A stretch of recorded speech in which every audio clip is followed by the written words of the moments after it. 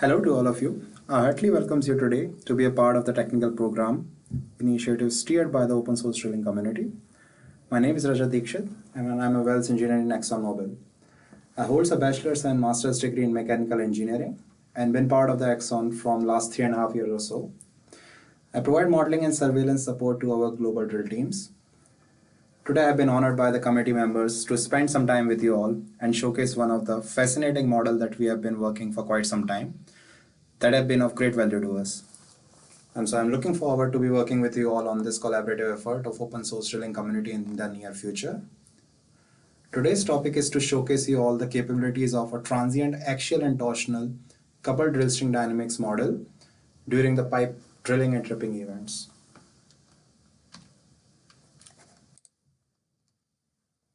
So before we go into the detail, let me just go through the agenda. I will try to shed some light on the significance of why there is need for the open source drill string modeling and the role of academia and industry leaders to play in the bigger picture. I will provide you a detailed overview of current transient coupled drilling simulator, followed by which I will walk you through the tool itself in the MathWorks Simulink environment. Post providing the basic understanding of the tool's functionality, I will spend some time to showcase some of the case studies of past drilling events that we have completed and documented by leveraging the capabilities of this model. And finally, as is routing from all the industry and academia folks to actively contribute to this magnificent collaborative effort in future. It is evident that drilling industry has significantly improved the performance and technology advancement from physics-based, statistical-based, and empirical-based modeling of systems. This helped to ramp up the performance and diagnose dysfunction dynamics. But the question is still pertinent that most of the source code have been created from scratch and that too multiple times. This requires significant brainstorming and efforts, both time and cost-wise, to implement the capability and deploy the same. To minimize the additional need to recreate the model every single time, open source drilling community has proposed an industry-wide coalition of both industry and academic leaders to join and support open source drilling and encourage their peers in reusing of improved models. The effort will help to ramp up the automation efforts, assist in the benchmarking of new models, and helps in real-time rig surveillance activities. With the icing on the cake being the subject matter experts that are part of the community, as they can help to save valuable time to select the right models and minimize the redundancy of creation of new models from scratch based on their broader combined experience. The expectation of the community governs model to be accurate, robust to counter numerical instabilities, and generate results faster with minimal computational costs. We encourage you all to publish your efforts in renowned industry-wide journals and conferences to spread the word and invite more of your colleagues to do the same. And to sum it all up, tackling an industry-wide problems require always a collaborative effort, as problems are never complex. All that it takes is ever-growing innovative minds that will help us to overcome those.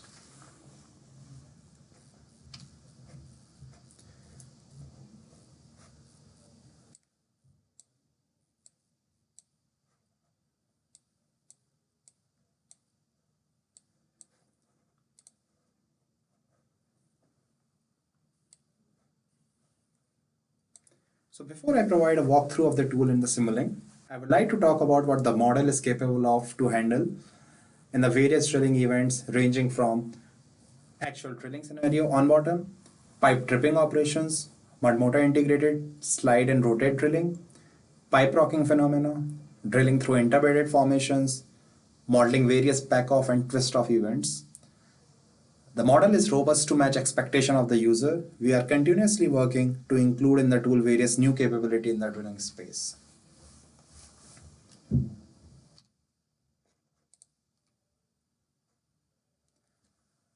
So in this particular slide, I just want to talk about how the background of the particular model that we are talking about looks. And as you can clearly see, it's a lumped parameter based model that's comprised of spring, mass, and damper systems, where we have segregated the entire drill string into components right from the top drive up until the drill bed. So As you can see clearly here, right at the top section is where our top drive is, which can provide you both axial and the rotary motions of the drawwork speed and the drum rotations, and that will transfer its energy to the elements below it, and then followed by the element below it, and so on till the drill bit. Now, as you can clearly see that there are different positions being allocated, and the spring systems has their own stiffness, so that will help to create the stretch and the release of energy. Then in addition to this, you can also see there are the viscous dampers placed. So we have incorporated the frictional as a combined effects of both the Coulomb and the viscous friction. The Coulomb friction is accounting for the Strybeck effect, whereas the viscous friction is because of the fluid motion inside the drill string. In addition to this, we have at the bit right at the bottom, which will help during the drilling phase to assess various reaction forces and torque component as you the dynamics can be captured accordingly. So in this particular slide, I just want to highlight you all how the bit rock interaction looks like. So the bit, which is comprised of various blades, have their rotary positions in place. So if I just talk about that on the slide, right, that there's a cylinder that you comprise on the position of the drill bit blades, and you stretch it over a sheet of paper. You have in this chart on the x-axis, you can see clearly the rotary angle has been segregated from 0 to 360, and on the y-axis is as you drill down further how much downward the drill bit has moved. So the different positions of the bit blade showed you the cutting actions provided by the rock, and that will generate out and the motion downwards. The current model has a capability to implement different bit blades. It can go from 3 to 5 to 7 and as high as possible. And you can also change the position of blade. It doesn't have to be symmetric. So for the time being, in the results shown in the future slide, in the upcoming slides, I have all the cases pertaining to 3 blade systems. Now let's talk about the governing equations. So all the forces that's been incorporated in the current model comprises of the inertia, the spring, the friction because of the Coulomb plus viscous part, and then finally the formation reaction forces, which will be applied only during the on-bottom drilling case. Similarly, on the rotary side, the forces have been balanced out, and then clearly they provide the necessary torque to drill the formation. Now, let's talk about the formation forces during the on-bottom drilling. So it comprises that into 2 parts. One is the weight on bit downhole, which is the weight on bit at the bit during the cutting action, and the other one is torque downhole, which is the torque at the bit during drilling. Now the weight on bit downhole has been segregated into 2 components. The first part of the component is the cutting component that will generate the cutting action and move the string downward. The other part is the energy that's been dissipated because of the heat induced at the bit. To make the model more stable, the dissipation part has been introduced to make the cutting action to be more pertinent and stable at high rock strength. Now the weight on bit depend on various parameters. You can see through this. There are definitely various parameters like the rock strength highlighted here. Then there's the size of the bit at which you are going to be drilling the hole with. That will be depending parameter. And finally, as you can clearly see, it's a strong function of the depth of cut. So the coupling of the axial and the rotary side has been implemented in the model using a depth of cut. So that will just club the 2 sides of axial and rotation into one and provide a resultant effect at the bit, and that also at the different component of the drill string. Now, this parameter right at the last mu rock is defined, which is a function of the rock strength, has been captured from the lab to help us assess how much part of the energy that's been going out in cutting a rock. Our model is stable enough to capture a rock strength ranging from 0 psi to 60,000 psi and generate stable results without any numerical instability. Now let's talk about the friction model that's been implemented in the current model. So in this particular case, we have implemented the Strybeck friction model that's been part of the work of Eric Caillou. So we have introduced an exponential based Strybeck effect into the system that will be dependent on the sliding velocity, that to the resultant. So as the resultant sliding velocity comprises of the axial and tangential velocity, The effects of it on the net frictional torque has been highlighted in this chart here. So right at the start, each element has to break through its static friction, and so it has to apply a larger force. And once the element has break through and the element come in the dynamic regime, it will starts to have the necessary energy to move the element below it further down. Now the one difference that you can see on the chart left and on the chart right, as there is no viscous damping has been introduced in the left chart, and that's why on the right side the increased slope that you can see is because of that viscous effect. Otherwise, if this viscous effect is absent, it will just be a horizontal line. Now the various parameters that we can gauge through that will help us in tuning out the conditions of the field data are the static coefficient of friction, the dynamic coefficient of friction, the sliding velocity that we have is coming out from the model itself, and then finally the last parameter that we can gauge through is the sliding velocity. So the last parameter that we can gauge through is the Strybeck friction velocity. One additional parameter that we can also change is the damper that's coming out because of the mud effect. So we have these 4 parameters to play with.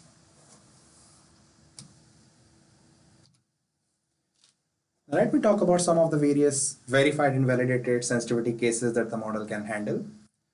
So it has the capability to segregate the drill string into multiple nodes that can range out from one single element down to 100 or even more.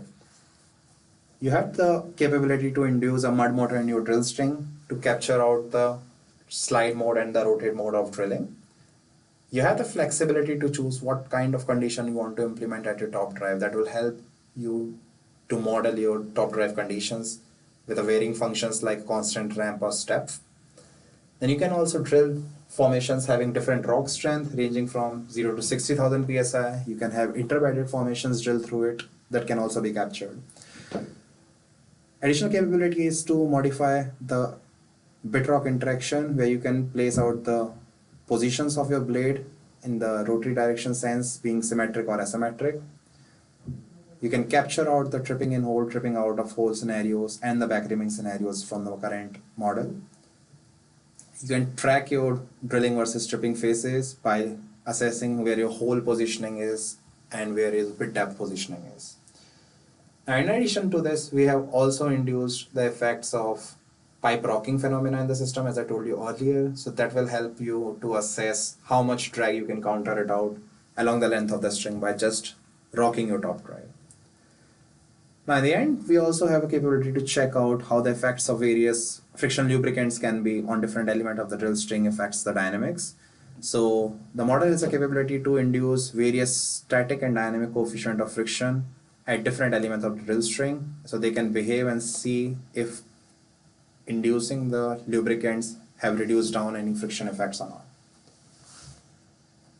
So some of the areas that currently been under development and that we're looking into more details are an auto-driller capability that can sit on top of the simulator, and also to detect any top drive stall and auto-driller stall. Now in addition to this, we are also looking for soft speed and soft torque controls that can be provided at the top drive.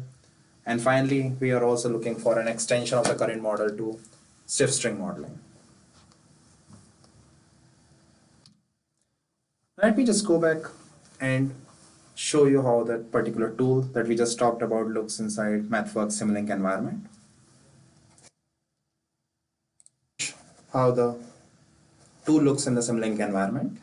You can see different subsystems has been highlighted, marked in yellow colors, the blue here, then this one big system here, and then the drill bit system here. So let me just take it one by one to help you explain and get a better understanding of how the tool behaves. So right on the top is where your axial dynamics comes into play, which is the top drive's drawwork speed that you can provide to release and how much weight you want to apply through. Now the bottom side you see is that motion of the torsional side or the rotary side that comes out from the drum speed. And right at the bottom, as you can see, is where your mud pump's flow rate come into play. So clearly the mud pump's flow rate is help you to assess when your mud motor is in place inside the drill string, and the effects can be captured correspondingly. The first subsystem here that you see comprises of a drill string, and the second subsystem you see is comprises of the bit only, where the bit rock interaction has been highlighted and the governing equation used for the same. And the bottom, these two are your output channels that help you to visualize what's the different condition at the surface as well as at the bit have been applied and what are the dynamics generated corresponding to that. So if I go inside the subsystem, you can see there's a different internal subsystems been defined. First for the drill pipe element, the second for the heavyweight drill pipe, and the third one for the collar element. So inside the drill pipe element, if you can go, you can see a train of elements. So you have the freedom to introduce more element to the system to see the sensitivity because of varied number of drill pipe elements. You can use tapered string to see the effects of the same and correspondingly the effects on the elements along the length of the drill string. So clearly the input conditions coming out from the top drive get passed to the first element. Then the first element, once its breakthrough is static friction, it passes on the energy to the next element and so on. And finally, when all the elements gets energy transferred, then they start to push the heavy weights and then the collar elements below, and finally the drill pipes. Similarly, the highlighted version for the heavy weights and the collar. Inside the drill bit subsystem, we have assessed how the rock surface cutting phenomena needs to be played out, which is placed inside the subsystem. So the algorithm has been highlighted as such so the tracking of each blade of the bit can be captured. So the current system uses an RK4 variable time step as well as a fixed time step solver to generate the results. So I have set out the conditions and then the user needs to just press it out the run button to get the results generated. To save some time, I have already generated and captured the results. So let me show you what are the different output channels that we have for the system. So in this particular case, what I try to do is I try to put a ramp up function at the top drive drawwork speed and also on the drum speed. So I'm ramping up from 0 to 40 meter per hour and then holding it constant there onwards. And similarly, I'm ramping up my drum speed from 0 to 120 RPM and then holding it constant.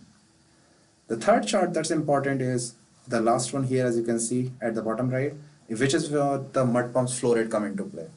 So we are ramping up the flow to 320 GPM and then holding it constant for 60 seconds. And there onwards, we have started to reduce it down to 10 GPM just to see how the effects come into play at the drill bit in the cutting scenario.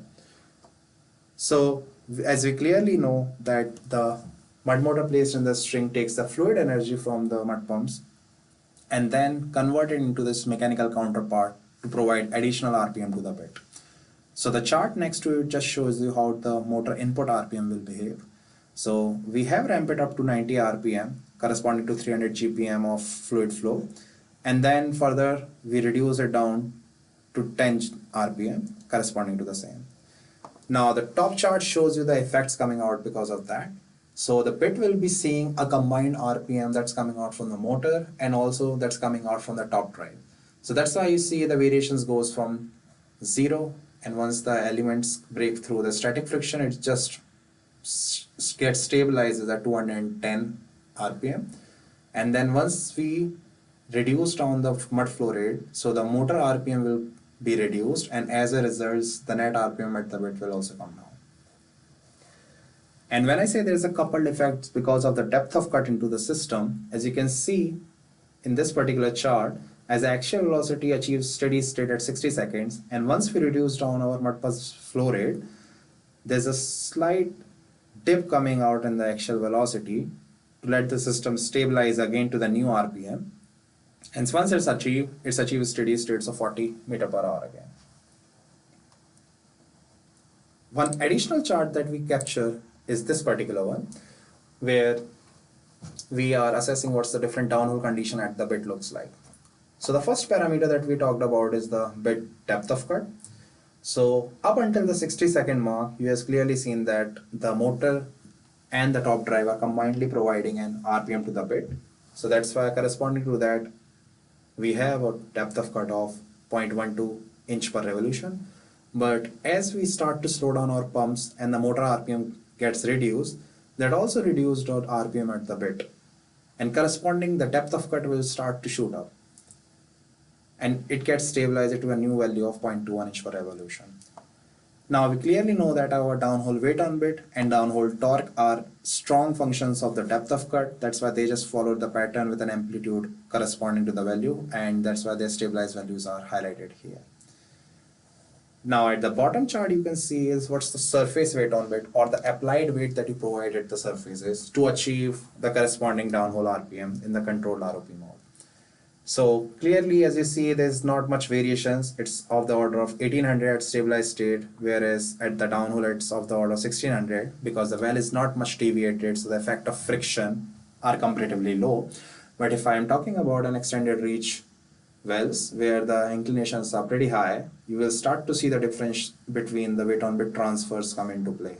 And similarly, the transfer on the torque side that you provided to the system to achieve a downhole torque. And finally, the last chart that you see is the motor differential pressure. So this particular parameter just assess what's the reaction torque that the housing of the motor see, and there's a direct relations between the two. So clearly in this particular case, initially the depth of cut was low. So because of the depth of cut was low, you are seeing a motor differential pressure of 30 psi because of the less value of the bit torque. But after that, your depth of cut suddenly increases, so you will see a much higher value as the pump flow rate goes down. One additional thing I want to show you back is you have these data inspectors logged on as these Wi-Fi signals points you see. So if you click on any one of them, you will clearly go back and see how the variations of different elements of the drill strings behave.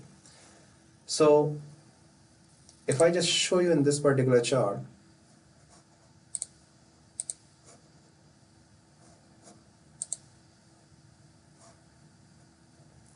so if I can show you in this particular chart, this is the variations of various elements looks like. So the element right at the top here, if I highlight, is where the bit position is, and then the element here where I'm providing the condition at the top drive. So clearly, as you can see right close to the 0 point mark, it takes a lot of time for the elements to break their static friction and transfer energy to the element below it before they come into the dynamic regime. And then after getting the system into stable state, they will achieve the mark of the corresponding steady state values. The bit clearly having higher values because of the motor RPM being induced, and all the elements above it will be having the same value as the top drive RPM. Let me just go back to the slide pack to continue on the discussion that we have.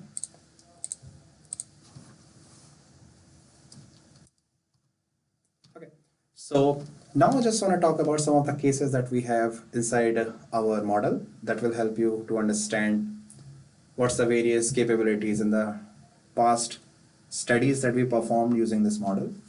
So in this particular case, we are drilling a harder rock of 1 hour wells at 20,000 psi. So what we try to achieve is how the system behaves and how much time it takes to get the energy transfer from top drive to the bit. If we have in the phase 1 drilling, in the phase 2, we are just allowing the system to stabilize, and then in the third case, we just want to see how after pulling out of hole, as we move from drilling to tripping, how faster the energy gets transferred. So at the drawback speed, we have increased it out and ramp it up to 30 or 26 meter per hour, hold it constant for some duration. Then in the phase 2, what we try to do is we reduce down our actual speed down to 0, and then allowed our system to stabilize before we pick up off bottom in the phase 3. So these are some of the trends of various parameters that we captured. So you can clearly see every time we just change out a phase, there's some, because of the coupled effect, some change coming out even in the RPM side. As you see these small variations going on after 100 seconds. So similarly, if I just show you how the variation of elements looks like along the length of the drill string, you can clearly see in this particular slide, I have ramp up in the blue color, the top drive, in the phase 1, and it takes the pink chart, which is the bit, almost 100 seconds to achieve the steady state. So that's the energy transfer it takes for each elements to go through. because the elements that are closer to the top drive will move faster, but as it starts to go down the length of the drill string because of the friction, it will take much longer to achieve the steady state. Now in the phase 2, when we reduce down our axial velocity down to 0, our ping chart is still able to stabilize this past 160 seconds.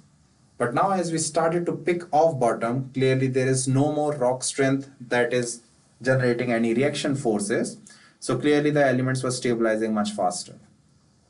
And this dynamics clearly helps us understand the amount of time it takes for an energy that we supplied from top to reach at the bottommost position. Now in this particular case, I just want to highlight you out if you're just slacking off your string inside the hole with no pipe rotations, then because of the friction, there will be higher axial drag generated. So if you ramp it up and go with your axial velocity, let's say of the order of 26 meter per hour and holding it constant, then clearly at the bit you see these fluctuations going onwards with this stick and release phases populating. So the energy, the elements, because of the stick phases stores, and the slip phases, they release suddenly all those energy. That's why these high peaks and valley positioning can be seen. So this also confers one point that the rotation of the string helps to cut down the axial drag to some extent and helps supports the motions of during the drilling events. Now in this particular slide, I just want to highlight one of the stick slip severity case that the model can be able to generate. So clearly, as I just want to show in the left hand slide, we have the basic guidelines coming through. If you are already in the stick slip regime, which is you are either going to be having very high weight on bit but a very less value of the RPM at the bit, then you are in the stick slip regime.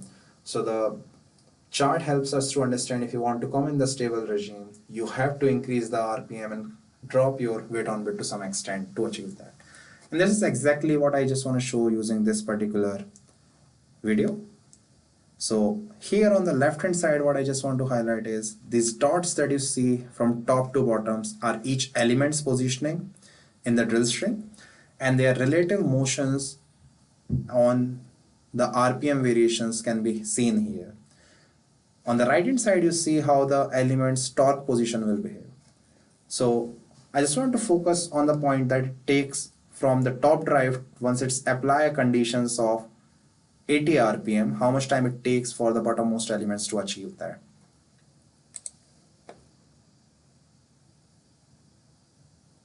So you can clearly see that it takes a lot of time for the element to move, and then once it's achieved, the top drive is pretty much stable, but the bottommost elements are already gone into stick slip mode. So we have set an RPM of 80, but the variation go way past 200 RPM and then back to 0. But now what we did is, once we reduce down one bit going, there's no more full stick slip mode variations going here. And finally at the optimum RPM again and less weight, you are come down and see that the system has stabilized.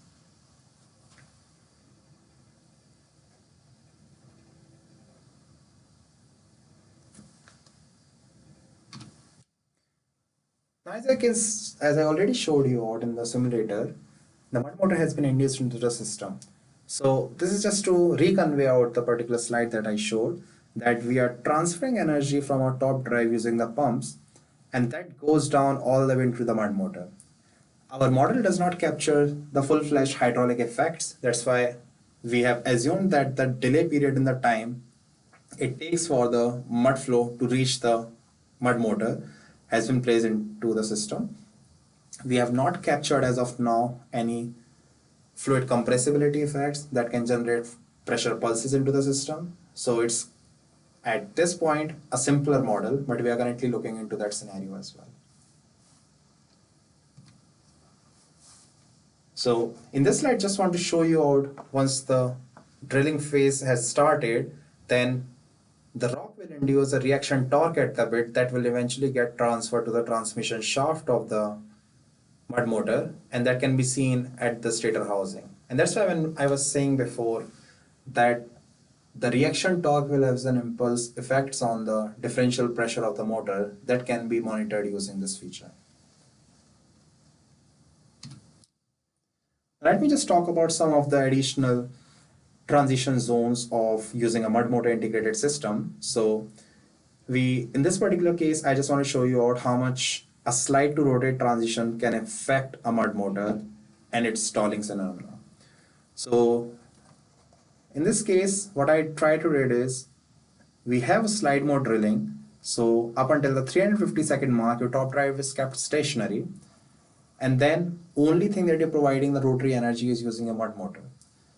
After 350 seconds, what you did is you increase your top drive RPM to 10 seconds, which is just kept small just to see if the string has built so much of axial torque above the motor that even applying a small RPM change have sudden release of energy or not.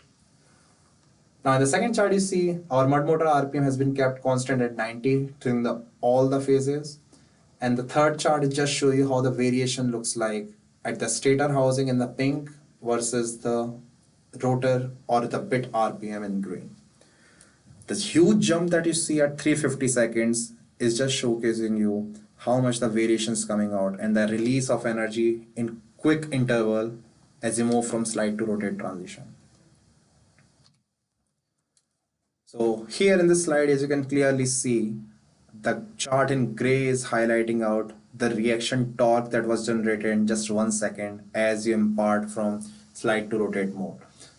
And it's clearly after achieving that huge jump from 800 to 900 foot-pound, it moves to 16,000 foot-pound. And finally, after releasing all that energy, the system is again came back to in its normal state of stable drilling. So the additional feature that I want to showcase you out is the pipe rocking phenomena that helps you just to understand how much drag you can reduce along the length of your drill string in the slide drilling scenario. So the two parameters that we capture is the amplitude of rocking as well as the period of rocking. So once you have an understanding of both, you can know at what particular length of the interval of the drill string that you want to rock without changing your tool face. So that's what we did. Instead of going into the rotate mode drilling after 350 seconds, we induced the pipe rocking phenomena that ranging from -20 to 20 RPM. And then corresponding to that, you can clearly see the jump that we are seeing earlier is comparatively lower than suddenly imparting a motion of slide to rotate drilling. So if I just show you much elaborated view of this slide, you can clearly see that the element up until the mark of E5 to E6, they are just having oscillated as with the period of that you're applying at the top drive. But as you start to go down and see at the stator, which is in pink, and even the green at the top, there's not much variation but slight variation there at the bit. So that can be further reduced if we adjust our amplitude and period, so the driller has a better control of the pipe rocking to reduce the drag along the string length. And similarly, as you can see, just want to highlight the similar scenario of the torque variations. I just want to show you these stall events can be captured, so proper precaution needs to be done before moving from slide mode to rotate mode drilling.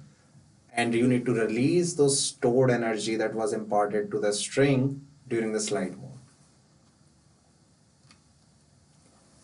So after going through all these case studies and everything that the tool has a capability to do, we are still trying to improve and induce more modules into our current simulator. We have been working to induce an auto driller on top of the top drive. That's a work in development. But to close out our today's discussion, I just want to highlight that it's not just we get enough time to react when the drilling started. We need to do things in the planning stage to make sure that the operation goes smoothly. We need to do post-job analysis so that we get better understanding of the field that we're drilling into. And to do that, modeling helps us in significant ways. So the three key impediments to build on the model based on prior research have been highlighted. There should be more reusing capabilities of the existing models and building on top of those that are highly robust.